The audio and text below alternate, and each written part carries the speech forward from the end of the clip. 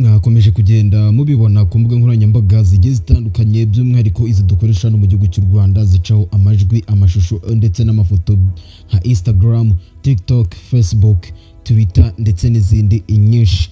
Gusa icyambere cyo mwamenya nuko iyi nkuru bwa mbere isohoka ari akavideo kasohowe n'uwitwa Dekati Bobrau, ari nako abantu benshi bakomeje kugenda bifashisha mu nkuru zabo bagiye bakora, yuko uyu witwa Teta Sandra umunyarwandakazi w'umuhanzi gusobarizwa mu gihugu cya Uganda, umugore wa Weasel Manizo. Uyu mugore yari yagonze umugabo we Weasel ku bushake. Iyo niyo nkuru ya mbere abantu babonye. Gusa indi nkuru tugezeho mu kanya gatoya turi gukesha ikinyamakuru The Choice Live, ivuga ko Teta Sandra yamaze gutabwa muri yombi amaka kanya mu minota 50 ishize. Nibwo iyo nkuru nyibonye ndavuga nti reka nze nayo nyibagezeho. Reka turebe ukuntu inkuru zombi zivuga, ubundi namwe mugira ibitekerezo mu bitangaho.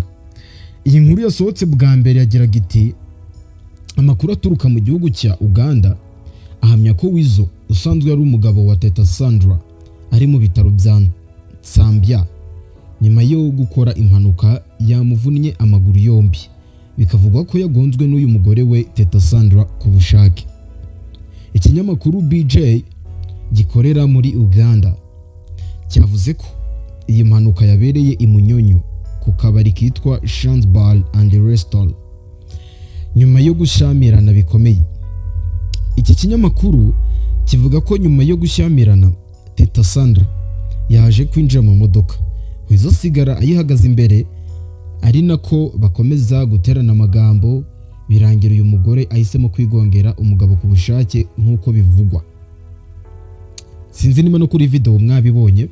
Amakuru haravuga ko Weasel yajyanywe mu bitaro nyuma yo kuvunika amaguru yombi, mu gihe Teta Sandra we yagize ibikomere yakuye muri iyi mpanuka. Ku rundi ruhande ariko hari amakuru avuga ko Teta Sandra yaba yahise atabwa muri yombi nyuma yo kugonga ku bushake Weasel akavunika amaguru yabiri.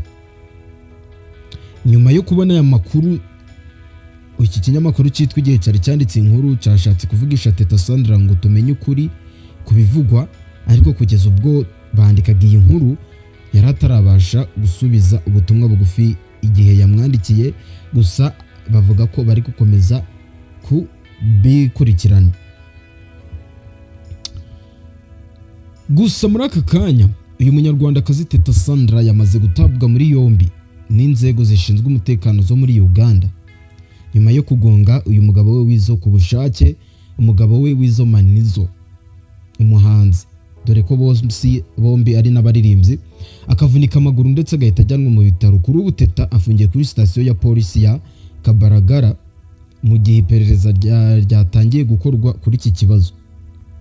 Gusa si ubwa mbere humvikanye ntugunda mu muryango wa Teta Sandra na Weasel, kuko mu myaka ishize bagiye bagirana ibibazo byatumaga banarwana, kugeza ubwo muri 2022 uyu mugore yahukaniye mu Rwanda. Icyakora mu kwezi kwa 4 2023 Teta Sandra yaje gusubira muri Uganda yiyunga n'umugabo we, ndetse mu kwa 5 k'uyu mwaka Weasel yarari i Kigali aho yari yitabiriye igitaramo cya mukuru we Jose Chameleone, ndetse icyo gihe yavuze ko ateganya gusura kwa sebukwe ariho kwa ba Teta Sandra. Amakuru hari yizewe nuko muri aka kanya uwitwa Teta Sandra yamaze gutabwa muri yombi. Ese iri shano mw'abanyarwanda we mwe ibintu byateye ni biki muri iyi minsi? Mugira icyo mubivugaho muri comment, mutange like, subscribe tujye tubona mu makuru yacu ya buri munsi. Ciao ciao, hasta la vista.